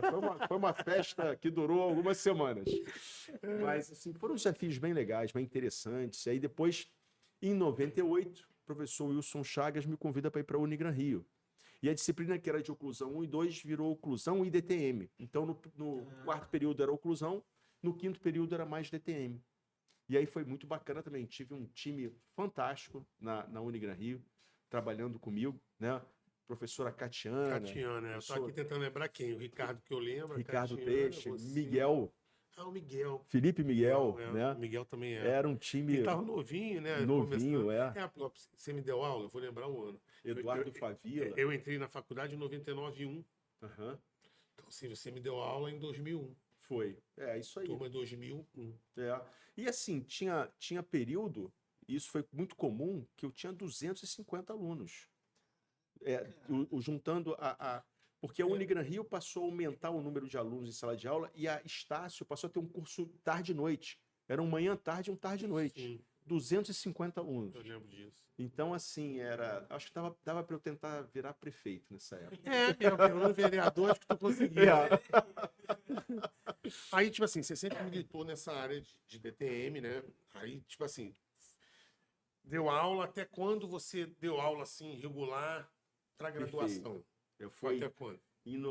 Foram 10 anos em cada uma das duas. Então, de 96 a 2006 eu fiquei na Unigran Rio e de 98 a 2008 eu fiquei na Estácio. Mas o que aconteceu? Você saiu por quê? Eu sempre fiz clínica nesse período. A Unigran Rio eu saí especificamente porque eu ficava lá 2 dias inteiros e aí, em determinado momento, ou 1 dia e meio, em determinado momento, eles começaram a exigir, era um direito deles, que a gente queriam que eu ficasse 4 dias dos 5 da semana. E aí eu pensei em mim, né, nos meus filhos, né? Minha mulher já podia se virar, né, também, como eu, mas meus filhos não, né? Os dois dependiam da gente. Aí eu falei, bom, se eu fico aqui, é uma questão prática, eu fico aqui 4 dias na semana e 1 dia de consultório. Meu consultório vai fazer isso, vai atrofiar. Mas 1 dia eles me mandam embora, pô, eu tô ferrado, né? Então eu falei, não, isso não dá para mim. E aí isso levou com que porque aí o que acontece? Os doutores estavam ficando caros para a universidade se não ficassem lá esses 4 dias. E eu entendo tudo isso, né? Eu adorava a professora Nadir, né? Sim. Me dava muito bem com ela. Eu saí de lá tranquilo, mas assim, os interesses começam a ficar conflitantes em alguma fase da vida, e a gente entende que nós não temos os mesmos interesses, como acontece às vezes num casamento, pode acontecer também, né? Então aquilo também era um relacionamento, e aí aconteceu isso. Mas eu fui coordenador da disciplina de oclusão, eu fui coordenador do mestrado, depois a professora Nadia Haddad, né, pediu que eu ficasse como coordenador do curso de odontologia, eu fiquei 2 anos lá como coordenador do curso de odontologia, e foi uma experiência bem bacana também, porque tudo você leva da vida, né? E aí eu me virei mais para o consultório e tendo cursos particulares, né, em espaços, Sim, como teve lá a Fresato. Sim. Eu e Alexandre Cardoso começamos com um curso de oclusão. A primeira vez foi no RHB, no laboratório RHB, graças ao Renan Bela, que é um amigaço que eu tenho, praticamente um irmão também. E ele abriu o espaço para a gente começar o curso lá. E essa primeira turma lotou, era um curso de oclusão. E a gente achou que a gente fosse penar muito para ter uma turma de oclusão, e na primeira lotou. E aí depois nisso, o Fábio Dantas, que estava montando a Fresato lá na Barra, eu conheço ele no curso do Newton Fall de resinas, lá em Curitiba, o Fábio Dantas carioca, falou assim, pô, eu tô montando a Fresato. E na época ele falou para mim, você não quer ser meu sócio? Aí eu falei, pô, Fábio, até eu me arrependo um pouco disso, né? Porque não tem esse negócio que não tenho nada que me arrependa na vida, não. Sim. Tem Tem coisa coisa que eu que me tu não arrependo fez, né, mesmo, cara? exatamente. E ele falou assim, você não quer ser meu sócio? Eu falei, pô, Fábio, eu tô saindo. E o Fábio muito organizado, caprichoso. Eu tô saindo das faculdades agora, cara, eu quero desenvolver mais a minha clínica, etc. E ele montou a Fresato, muito organizada. E aí, eu e Alexandre ficamos lá até o ano passado. Da Fresato. Depois o Fábio passou a Fresato para a Fabrícia, que era que é a ex-esposa dele, ex-mulher. E aí a gente ficou lá com a Fabrícia também um tempo e foi muito legal. Então tinha lá o curso de oclusão com o Alexandre e tinha o curso de placas, bruxismo, que também começou e eu continuei esse tempo todo. E nos últimos 3 anos eu inseri no curso de oclusão, perdão, no curso de placas e bruxismo, uma manhã falando sobre odontologia do sono. Que foi uma outra paixão também que eu desenvolvi aí ao longo da vida. Né, E a odontologia do sono, ela veio. Como é que ela surgiu assim? Pô, bem Que legal. Foi por causa É. da DTM, e tipo assim, e até a gente antes estava conversando aí, Gabriel, né? Que ele, tipo assim, Gabriel falou, pai, isso aí não, lá na faculdade, na graduação, isso não é divulgado e tal. Eu vejo assim, não é Não é só lá, não, assim, a gente mesmo geral, que. não é É, muito falado. não é falado porque é uma ciência nova, viu, Gabriel? Assim, não... E as universidades, elas demoram, né? Elas são burocráticas. Isso não é uma crítica, é um fato. Elas são burocráticas, então aquilo ali tem que entrar em discussão, aí tem que ser aprovado lá por um conselho, né? No caso lá das universidades particulares, que eu tenho especial mantenedora, que não é mantenedora, não está acima das faculdades, da odontologia, da fisioterapia e da medicina e blá blá blá, né? Da engenharia, aí vai. Então a mantenedora tem. Então demora, mas a ciência do sono é uma ciência relativamente nova. E por que ela entrou na minha vida? Entrou porque foi mais ou menos assim, foi uma história bem interessante. A gente tinha o maior pesquisador, isso é fato, porque você tem site para entrar e você pesquisar quem é o maior pesquisador nessa área aqui no mundo. Você quer estudar fora um assunto específico, mas quem é a maior fera naquela área? E do bruxismo do sono era o professor Gilles Lavin de Montreal. E quando a gente abriu o primeiro curso de especialização em DTM lá em Petrópolis, pela ABO de Petrópolis. Ela que dava a certificação e as aulas eram dentro da faculdade de medicina. Quando é que foi isso? Cara, isso foi em 2000. Em 2000. Mas, assim, a DTM do orofacial não era uma especialidade pelo conselho ainda. Sim. Não era. Mas você tinha um formato MEC, que você podia montar um curso de especialização seguindo o formato MEC. Você não se formava especialista, você se formava pós-graduado em disfunção. Não, você era especialista pelo MEC. Você não era especialista pelo conselho, né? Porque a gente aqui está acostumado, mas você podia colocar o conselho não aceitaria você dizer especialista pelo conselho, naturalmente, né? Não seria. Mas era um grau de especialização. E se eu não me engano, não me lembro agora, mas talvez o conselho não aceitasse você colocar no cartão. Tipo assim, você não pode divulgar, dar publicidade que você é especialista de uma área que não é especialidade odontológica. Você poderia até, talvez, colocar especialista pelo MEC em disfunção temporomandibular, mas isso não... Gera discussão. Gera discussão, Mas assim, então a gente fez esse curso, 1 ano de curso, cumprindo lá a carga horária direitinho, com as disciplinas lá em Petrópolis. E aí, para encerrar o curso, eu tinha o que acontecia? O que aconteceu? A gente tinha um livro, que isso é um livro de dor orofacial muito legal, que tinham 4 editores e capítulos escritos por diferentes professores aí do mundo afora. Cada um super bom naquilo que estava escrevendo. E a gente combinou com o Rui Santos, dono da editora Santos, de traduzir esse livro. Nossa equipe lá, da DTM de Caxias. Então, eu coordenei a tradução, mas traduzi assim, uns 4 ou 5 capítulos, e cada um da equipe pegou 4 ou 5 capítulos e a gente mandou ver. E o que eu combinei com ele? Né? Eu sabia que eles pagavam um pouco por isso, mas eu combinei com o pessoal da turma e falei assim, gente, vamos fazer o seguinte, eu vou combinar com ele da gente poder trazer depois um professor aqui e a editora Santos bancar a vida do professor, passagem, hotel, para dar um curso para gente. E aí, quando foi chegando para terminar o curso lá de Petrópolis, né, de especialização, aí surgiu a ideia de trazer o professor, quer dizer, eu tive a ideia falei com o professor Anton Delat, que era lá da Bélgica, e eu falei assim, pô, quem que você acha que eu trago aí dos 4? Ele falou, faz o convite pro Gilles Lavin, que era o maior pesquisador em bruxismo do sono e continuou durante muitos anos. Agora ele está começando a se aposentar, mas continua na universidade. Aí eu falei com o assistente, tá bom, eu fiz um contato com ele, ele topou. E ele é aquele canadense lá de Montreal com aquela cultura latina, né? Porque a formação lá, a origem lá é mais francesa, né? Do que britânica. E aí ele veio e ele adorou. Né? A gente tratou ele bem pra caramba aqui e ele ficou super agradecido, virou um amigão. Quando foi em 2006, eu sempre falava com ele toda hora, por e-mail. Quando foi em 2006, ele falou comigo assim, Chico, vem pra cá, porque vai ter um congresso de apneia. Porque eu tinha falado com ele, né, que eu estudava muito bruxismo, sempre gostei, tem muita fisiologia. Então assim começou a história do sono. Vem pra cá, vai ter um congresso de apneia. Eu falei assim, Gili, apneia do sono? Só vai ter médico aí. Ele falou, não, eu sou o presidente do congresso. E eu vou colocar um dia só para os dentistas. Aí eu falei, então eu vou.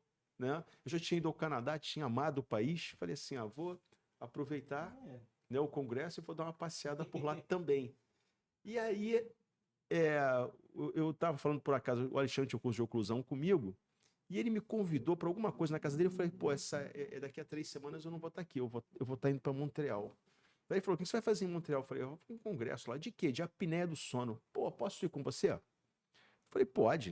Aí ele falou assim, mas a Cláudia vai? A Cláudia é minha mulher, né? Eu falei, não, ela não vai. Então eu também não vou chamar minha mulher, não. Vamos nós dois? Vamos embora. Aí a gente foi. Aí Gil pediu uma aluna dele de pós-graduação, que hoje tá aí, né, publicando pra caramba. Ela pegou a gente no aeroporto. Aí, primeira noite lá, convidou a gente para jantar. Aí eu fui pro congresso, ele com aquela presidente do congresso, passava pela gente, falava assim, e aí, estão gostando? Depois ele convidou a gente para passar um dia lá na faculdade, aí pediu lanche pra gente, almoço, apresentou todo mundo. Então, assim, foi uma festa, foi um barato, né? E aí, dali, eu comecei a despertar o interesse pela odontologia do sono. Então, em 2008, eu fiz um curso de 3 dias com o professor Goldolfin, lá de Santa Catarina. E aí o curso foi basicamente para ronco e apneia e comecei a trabalhar com os aparelhos intraorais, mas os aparelhos daquela época não eram tão simples, porque eles não faziam titulação, quer dizer, você não poderia avançar aos poucos, então era difícil o paciente aceitar. Não tanto, mas era um aceite meio que 60%, 40%. 60% adaptava, e era muito frustrante você ter 40% dizendo que não adaptou. Né? Então era assim, era chato. Depois os aparelhos foram melhorando, foram ficando mais confortáveis. E aí, em 2018, eu fui fazer um curso bem informal, curso da pesada lá em São Paulo, no Instituto do Sono, que é o instituto que originou o estudo do sono no Brasil, publicam pra caramba, são respeitados internacionalmente. O professor Sérgio Tufi, que montou o Instituto do Sono lá, que era coligado à Unifesp no início, ele se dedicou muito, inclusive entrou com verba ele também, né? E depois a coisa foi crescendo. Quando eu cheguei lá em 2018, era um prédio já, né? E aí fui estudar medicina do sono, para poder falar com os médicos do sono. E por que eu fui parar? Primeiro que eu adoro fisiologia, e o estudo do sono tem muita fisiologia, mas principalmente porque dor crônica tem a ver com noites de sono mal dormidas ou o tempo de sono inferior ao que você precisa. Então, você trabalhando com dor crônica, naturalmente você vai caindo, sendo dragado para a ciência do sono. Mas ela é muito nova. Tanto é que você tem muitos médicos ainda que agora que estão, né, percebendo a necessidade de fazer uma avaliação do sono. E hoje o tripé de saúde começa com exercício físico, boa alimentação e boa noite de sono. Então, assim, é uma ciência que não vai mais parar. Eu tô bem no sono só. Porque exercício tá ruim pra mim, tomar pra McDonald's e assim, dormir, eu durmo. E vou te falar, isso depois que eu fui morar na roça, que eu durmo 9 horas, 8h30, 8h30, 9 horas. Cara, eu durmo muito bem. E aí eu durmo até 5h30, 6 horas, assim, bem. Até antes um pouquinho, eu acordo 5 horas e tal. Mas é um período de sono, você nem se tem a ver, eu nunca estudei isso, nem eu tô falando assim, da minha experiência pessoal. Depois que eu comecei a dormir cedo, eu, tipo assim, eu dormi também cedo por conta da minha esposa. Ana Beatriz sempre dormiu muito cedo, cara. E quando eu Sei. casei, cara, olha só que loucura. Era uma luta. Não, era uma luta porque nós casamos sei na como é que é. faculdade. Aham. Nós estávamos no 5º período da faculdade, no 6º, não lembro. E nós fomos morar ali em Caxias, numa república. Sei. Eu fui morar no apartamento do meu pai no Meia, mas esse trânsito ali amarelo para ir para Caxias, eu falei com ela, cara, não dá para mim. Aham. Qualidade de vida, né? Falei, ó, o preço que a gente tá gastando de gasolina, vamos alugar Aham. um lugar pra gente ficar em Caxias e a gente mora em Caxias. Não Uhum. tinha Gabriel ainda, era só eu e ela. Aí pegamos, era uma vila. Lembra que tinha ali em frente à faculdade, tinha um restaurante que já foi pizza, foi um negócio de Lembro, amarelinho, não sei o que. claro. Então, tinha uma vila, uma porta ali que entrava ali. Sei. Aí era ali que a gente. Aí era uma vila de casas, né? Até o outro lado da rua, até a Brigadeiro. Aham. Cheio de casa. E ali era tudo, né, cara? Era uma bagunça. Tipo Aham. assim, eram, sei lá, umas 8 casas, só tinham eu e a Ana Beatriz de casal e o Marquinhos e a Fabiana, que eram 2 farmacêuticos que estavam fazendo farmácia e casaram, tinha uma filhinha. Aham. Só que era uma bagunça. E eu era da bagunça, Sei. né? Hoje eu sou irmão, aleluia, mas eu era da bagunça master. Sei. Então, assim, eu colhi com os caras da medicina lá, que tinha uma casa que era colada com a minha, que eram 4 malucos fazendo medicina. E Uhum. os caras eram da night. E eu já era também da noite, que vamos supor, eu lembro quando eu era solteiro, eu só dormia depois do Jô Soares, cara. Uhum. E eu casei com uma mulher que dormia 8 horas da noite, mano. Cara, foi assim, sério, foi pesado, porque assim, a gente começou a ter conflito por causa do sono. Sim, sim. Sério mesmo, Mas real. sabe o que eu tô pensando aqui, Marco? O negócio é o seguinte: a minha mulher foi pra Suécia comigo, né? A tua mulher foi com você pra República. É isso aí. E elas ficaram com a gente, cara. A gente chegou à conclusão porque elas gostavam e gostam muito da gente, né? Pra morar na República, na República, em Você vê Caxias. Tá durando até hoje, né? É muito amor, né, Bom, cara? exatamente. Então, cara, tipo assim, Quero te fazer uma pergunta. A odontologia do sono é importante também para a galera da odontologia do esporte? Por que Sim. essa é a minha pergunta? Porque eu vejo, né, o pessoal fala muito da odontologia do esporte para jogadores de futebol, né, esses esportes mais famosos. Mas que nem fisiculturismo, cara. Todo mundo fala que é muito importante o sono para o fisiculturista. sim, Cara, pra todo não mundo. pode a galera ter pessoas aí da odontologia do esporte para cuidar desse tipo de atleta, mas também nessa área da odontologia do Aham. sono? Você imagina o piloto de avião, como é importante para ele a medicina do sono. Você, no Canadá, se você é motorista de ônibus ou caminhão, eles fazem uma série de testes com você relativos ao sono para ver se você tem alguns distúrbios do sono que você não pode ter para você renovar a tua carteira. É, porque assim, o índice de acidentes automobilísticos gerados por problemas de sono é enorme. O índice é enorme. Você tem.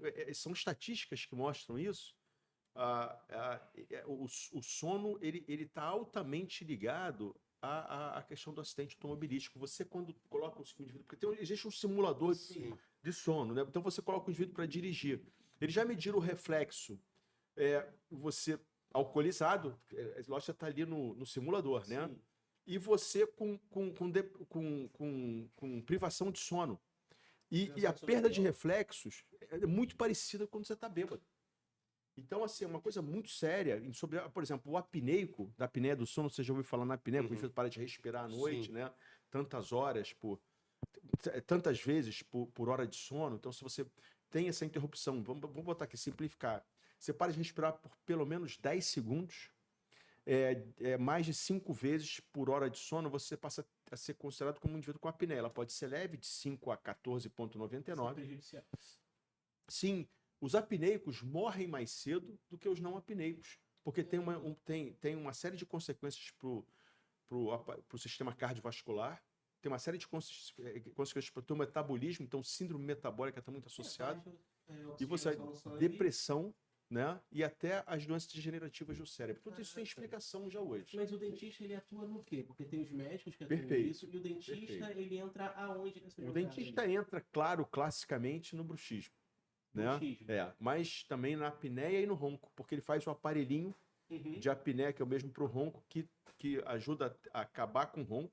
Porque ele entra naquela área até do pessoal da bucomaxilo e tal, que tem uma certa briga, né? Uma rixa com cirurgião plástico. Que é cirurgião plástico, que o dentista não pode fazer nenhum procedimento no rosto. Certo. Só que o bucomaxilo fala, eu estudei mais que você. Aí fica a briga. Fica. Você acha que o dentista, nesse caso, ele teria mais, não mais conhecimento que sei lá, É um otorrino? Otorrino. Não vai ter o mesmo conhecimento. Não, cada mas um na na sua... realidade, Você fala em relação ao sono?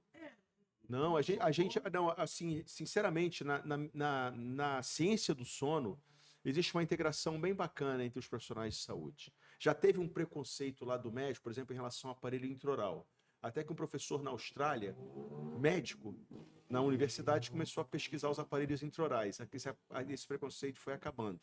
Então, hoje não tem mais nada em relação a isso. Sabe, quem estuda isso, tem a hora do dentista entrar, tem a hora do médico entrar, normalmente os diagnósticos de apneia e dos distúrbios do sono em geral são dados por médicos, e eu concordo com Então, isso. a medicina tem questão de especialidade médica ou não? Ainda não. Não, ainda não, mas você normalmente tem assim, eu não vou me lembrar o certo, mas tem 5 especialidades da medicina que são muito ligadas ao sono, né? Otorrinolaringologia, pneumologia, eu acho que a neuropediatria, sabe? Tem umas 5 que são mais, e por incrível que pareça, os cardiologistas demoraram a se preocuparem, mas hoje em dia isso já entenderam, claro, porque é muita relação com o sistema A gente cardiovascular. podia marcar, assim, professor, que se puder, a gente podia marcar aqui um dia você trazer um outro profissional também, só pra gente falar de odontologia do sono o episódio inteiro. Vamos marcar Fantástico, vamos. Aí você fica à vontade para convidar quem você quiser. Não, uma super que trabalha interessante. contigo. Assim, só comentar isso para também, senão alguém vai ouvir isso. Os fonoaudiólogos têm um papel sensacional no reforço da musculatura que mantém a patência da via aérea superior, porque a apneia tem a central, que é outra história, o dentista não entra, e tem a apneia obstrutiva que ocorre aqui na orofaringe. Então, tem inclusive o Brasil é precursor em estudos científicos do papel dos fonoaudiólogos, desses reforços musculares que eles ajudam o paciente a fazer no mundo. Então, assim, a gente não tem que ter, né, nenhum complexo. Então, os times brasileiros aí passando para as oitavas, né? Mas a medicina e a odontologia do Brasil também tem muitos motivos para até para a gente poder divulgar isso, né, cara? Tipo assim, como é muito bacana. Cara, vamos fazer. Aí vou te deixar à vontade para você chamar quem você. Professor, também isso é relacionado a índice de cárie, porque a boca mais seca, com a xerostomia, pode trazer mais cárie para o paciente. Sim. O paciente que dorme com boca aberta entra também no dentista? Super. O paciente que dorme desde criança com a boca aberta, ele é um forte candidato a ter algum problema se ele, né, tem a propensão para aquilo. Por quê? Quando você tem por exemplo, o palato em forma ogival, ele causa dois problemas. Quer dizer, ele causa 2 riscos para a apneia do sono. Para a apneia do sono. O que acontece? Fica pouco espaço para a tua língua tende a ir um pouco mais para trás, facilitando a possibilidade de acontecer a apneia. Não é só isso que vai determinar. Mas você pega, por exemplo, um paciente jovem, foi bom você ter perguntado isso, Gabriel, você pega um paciente jovem que tem apneia, vai olhar se ele não tem um palato ogival, e além disso, quando o palato tem essa forma, porque ele respirou pela boca durante muito tempo, então não desenvolveu bem, né? Os arcos não cresceram para os lados como deveriam, aí você não tem espaço para a língua, e quando ele tem aquela forma ogival, ele penetra um pouco na cavidade nasal. Então, prejudica a passagem do ar, porque a velocidade a intensidade com que o ar passa pela região nasal também tem a ver, né, com a patência da via aérea superior. Então, prejudica de 2 formas. Por exemplo, em crianças, um dos maiores problemas para a apneia na infância é a adenoide. Então, você vai lá, o otorrino vai lá, remove a adenoide, né, e a criança passa a respirar.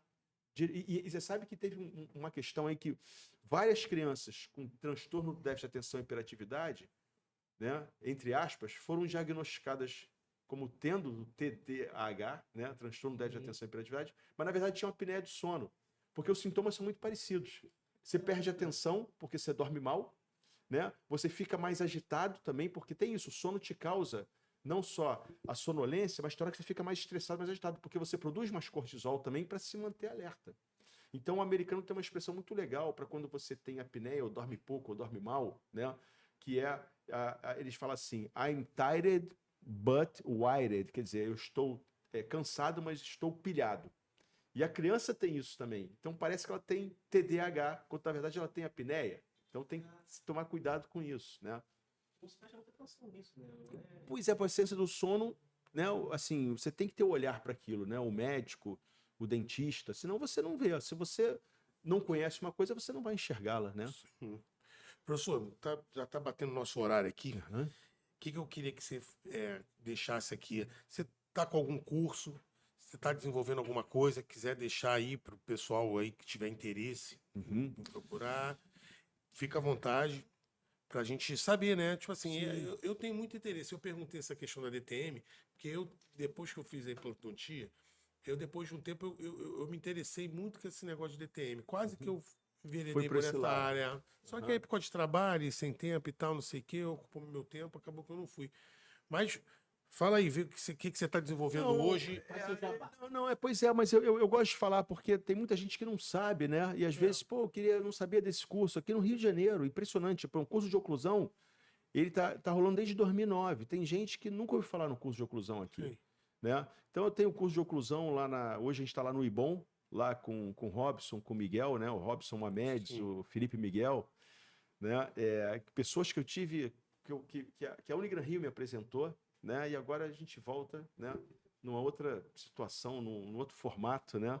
Mas a gente está com um curso de oclusão lá e é um curso que traz muita satisfação para a gente. É um curso de 6 dias, então tem são 2 módulos, 3 dias num mês inteiros e 3 dias no outro mês.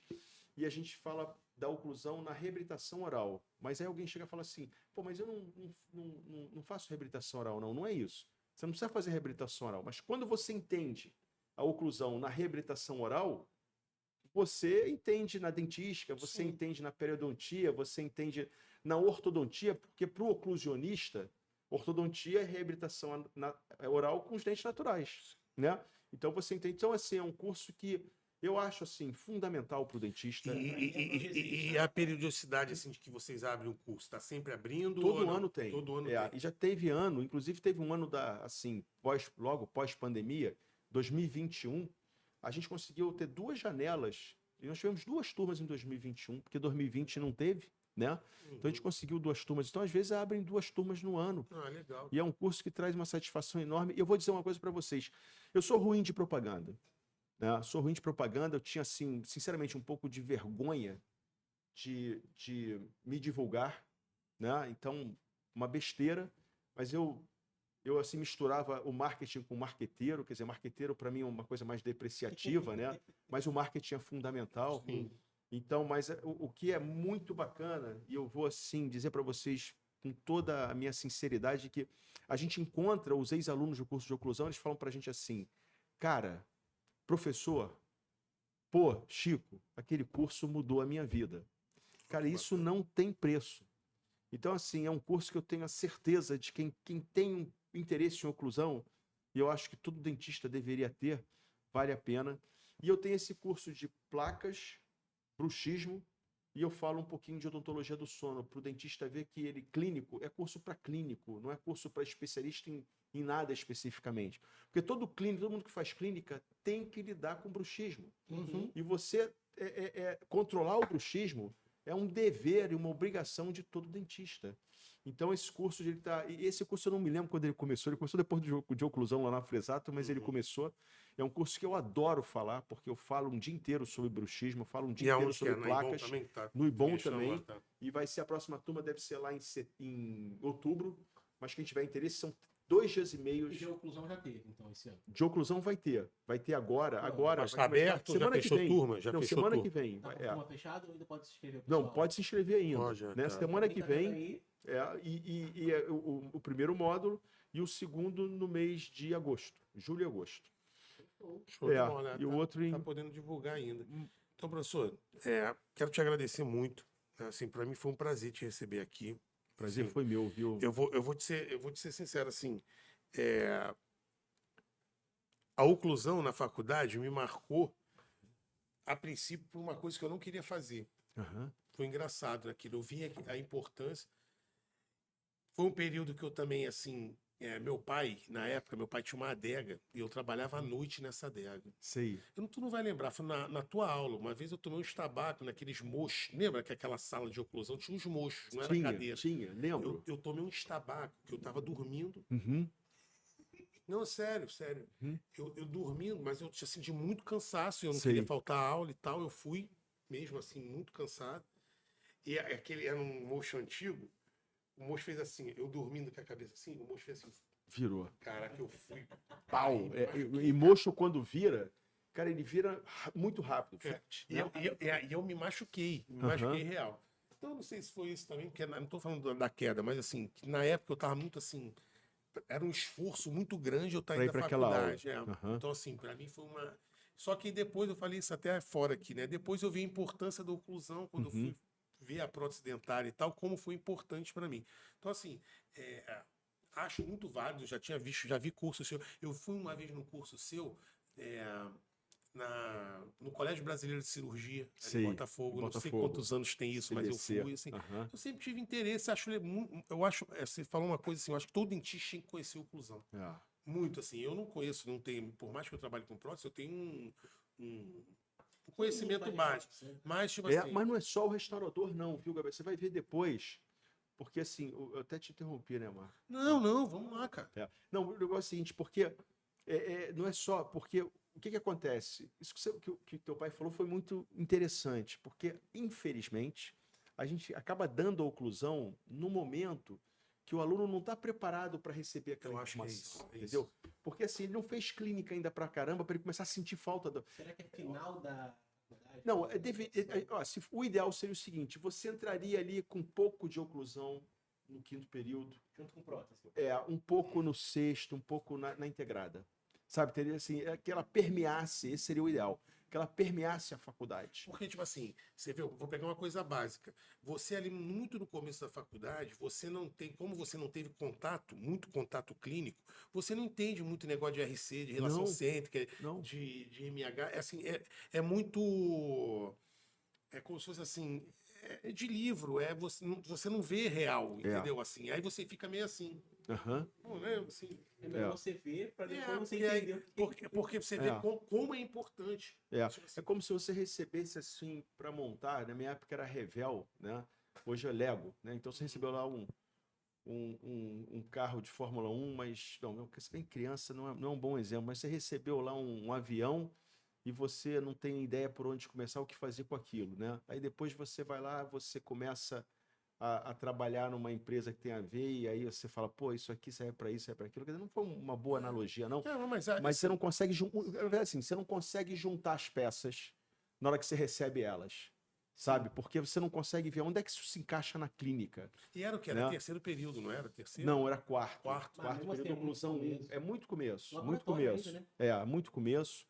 E aí, e a gente, no final do 4º período, ou no início do 5º, que dependia, porque tem eu não me lembro agora, mas o primeiro semestre é menor que o segundo, ou o segundo é menor que o primeiro. Né? Então você tem, às vezes, menos carga horária. É menor, né?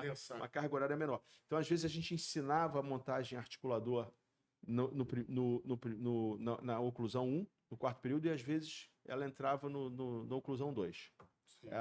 E aí a gente fazia isso, mas você monta o articulador, mas você não entende muito porquê daquilo. Então, a oclusão passa a ser olhada como algo que você não entende bem para que serve e muito difícil. E é muito empírico, vamos supor, igual tinha clínica, né? Eu lembro que tinha clínica de GIG, né? Lembra que a gente fazia? Sim. Tinha clínica, não tinha? Sim, então, tinha. Você vê, daquele período todo ali, assim, a minha memória era essa clínica de GIG. Assim, não era uma coisa assim sedimentada na minha cabeça. Assim, e você explica, mas você não consegue ainda unir as peças, né? Porque as coisas vão encaixando. É aquele negócio, teu pai te fala uma coisa quando você tem 9 anos de idade. Aquilo não fez sentido, mas ficou guardado ali alguma coisa. Isso aconteceu muito com meu pai e comigo, né? Meu pai me falava umas coisas e eu... Né? Aí um dia, na minha vida, aquilo começou a fazer sentido. E a oclusão é isso. Chega um momento da tua carreira odontológica que a oclusão faz todo sentido e você vê. E as nossas turmas, isso é muito interessante, é de um pessoal que tem uma boa clínica, sabe? Uma clínica que roda bonito e tá mais velho, tá assim, com 10 anos de formado pelo menos, ou mais, né? E aí começa a sentir falta da oclusão e vai fazer o curso, por livre e espontânea vontade. Mas você sabe por que também isso? É porque o cara começa a ter problema na prótese É dentária. isso aí, começa a Registro encaixar. e tal, o cara começa a... Cara, não é isso aqui, e o cara começa a ter problema. Um exemplo simples, né? Com essa onda de facetas que surgiu aí há um tempo atrás, o dentista lá fazia as facetas, pô, uma grana bonita, né? O paciente sai sorrindo, satisfeitíssimo. Você também olha e fala, pô, ficou bonito esse caso, mas o paciente às vezes não tem apoio posterior. Aí o apoio vem para os dentes anteriores, aí começa a quebrar as facetas. Ou então o paciente é bruxômano, né? Pô, o cara quebrou, fraturou um pedaço do dente, não vai fraturar a faceta? Eu falo em aula isso. Pô, se papai do céu, né? Durante anos aquilo, os povos antigos morriam com os dentes. Aí veio o açúcar, etc e tal, a coisa começou a degringolar. Mas você fez... A gente que vai conseguir fazer um material, não, a gente vai fazer um material que vai colar, né, no dente. E o dente original. Se ele quebra, a faceta vai quebrar. Né? Vou trazer um caso por conta do bruxismo. Que tem a ver com oclusão e de trabalho meu. Eu fazia prótese pela Mil, na clínica lá em Caxias. Sim. E o convênio, né? Convênio é aquilo, né? Eles tinham um texto, né? Eles incluíram coroa estética anterior. O texto mesmo assim da lei era isso, que era obrigada a coroa estética anterior. Então o que fazer? Eles não cobriam coroa de cerâmica, era só coroa de cerômero, de solidex, de resina. Né?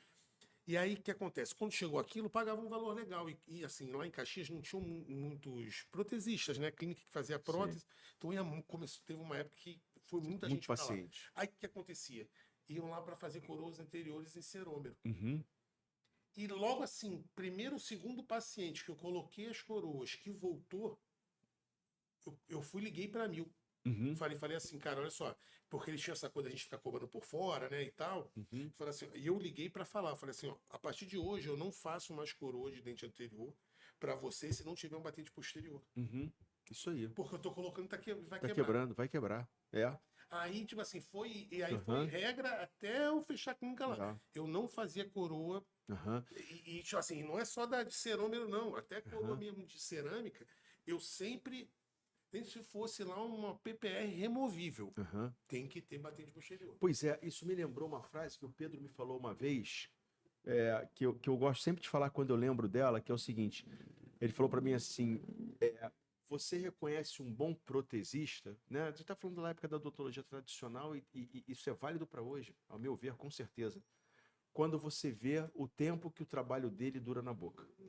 É lógico que depende do paciente também, mas também a motivação inicial parte da gente. Sim. E você vai ver aquele paciente pelo menos uma vez por ano e você vai estar motivando. Então você se torna um grande profissional, em termos de prótese, pelo menos, quando você vê o tempo, ou restauração, odontologia, quando você vê o tempo que dura aquele trabalho, né?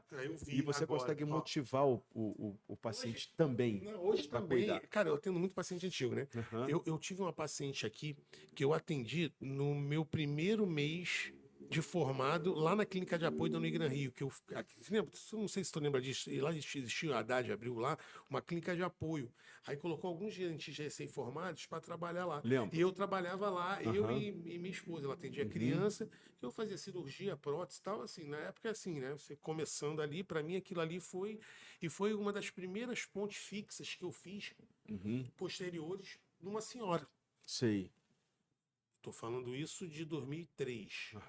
Cara, essa senhora não me achou na internet outro dia? Ela veio aqui com as pontes até hoje na boca. Espetacular. Aí veio para tirar, que ela queria fazer implantes, tirar aquelas pontes e tal.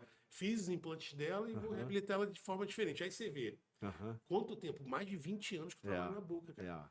Muito tipo, legal, assim, cara. E na época, eu não tinha assim muita... O que eu fazia? Não tinha experiência. O que eu fazia? Eu, quando a gente não sabia fazer as coisas, eu moldava, ia lá pro Fábio Cocoroca, lembra o Fábio? Lembro. Ia lá pro Fábio Cocoroca. Eu falava, pô, meu irmão, o que eu faço aqui? E depois eu trabalhei com o Fábio muitos anos. Eu falei assim, cara, o que eu faço aqui? Que eu não sei, cara, o que eu faço aqui?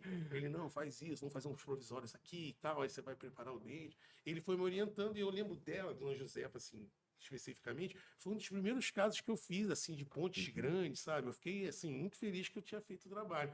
E eu tinha essa pegada mais cirúrgica, né? Eu não tinha muito essa coisa da prótese. Então, vim trazer isso aqui. Professor, quero te agradecer, já tinha agradecido, vou agradecer mais uma vez. Então, ó, vou te pedir duas coisas. Primeiro, vamos organizar isso aí da gente fazer um episódio sobre odontologia do sono. Vai ser um barato. Vamos sim. Específico. Nem que a gente já se programa para estender mais um pouquinho. Tá. Outra coisa, fala com o professor Alexandre Cardoso, ver se ele vem aqui. Tá. Falo. Pô, Tipo assim, acho que ele vai gostar muito. Eu ia falar com o Zepini. Sim, Pra ver se falava Luiz. com ele, né? Porque, tipo assim, eu nunca tive contato com o Alexandre assim, direto, né? Mas com o Zepini eu já troquei ideia e tal, e eu sei que você também tem contato, então, porque, tipo assim, eu tô chamando pessoas que eu tenho um contato direto. Mas daqui a pouco a gente quer escutar outras pessoas, Sim. né? A gente quer fazer episódios pra gente poder escutar muito. E ele é um cara, assim, de referência disso. Pra ver se ele tá naquele negócio dele, tu tem aquele troço também. Aquilo ali, que é não, aquilo? aquilo É um era do bolão, Luiz, né? Porque ele é? deu aula com o Luiz. Ele deu aula lá em Nova Iguaçu com o Luiz, né? O Luiz tinha a equipe dele. E aquilo era uma coisa que o Luiz... Aí quando o Alexandre começou a dar muita aula de oclusão, aí o Luiz deu aquela mandíbula lá pra ele, né? Que tem o eixo, né? Terminal de rotação. E aquilo nos cursos faz maior sucesso. No final o pessoal tira foto. Sim, eu acompanho o trabalho dele de na madeira. internet. Porque, assim, eu já há muito tempo eu acompanho muita coisa na internet e tal, então, assim, eu vejo o trabalho dele. Meu irmão, muito obrigado por ter vindo. Foi eu que agradeço. Foi um prazer. Já tá marcado já. A gente só vai ver a data do episódio, porque, joia. tipo assim, não, é um assunto que tá assim, não vou falar nem que tá na hype, mas é um assunto, assim, interessantíssimo e tem que trazer assuntos que são interessantes pra classe. E não é isso a função. É importante também, né? Mas, assim... A gente fala de odontologia. Agora, até interessante, porque eu falei sobre sono num podcast que o Alexandre tem, chama Oclucast. Então, assim, já uma coisa que ele curte pra caramba também, né? Então a gente, tá falando do sono aqui, tá falando de trazer ele aqui, né? Então, assim, vamos fazer isso. Com certeza, eu acho que vai ser bem legal também. Mas foi um prazer, viu, Marco? Viu, Gabriel? Obrigado, né? Marcelo também tá aqui no background, né? Não, Daniel, desculpa, Daniel. O Marcelo a camisa, né, meu? Jogador.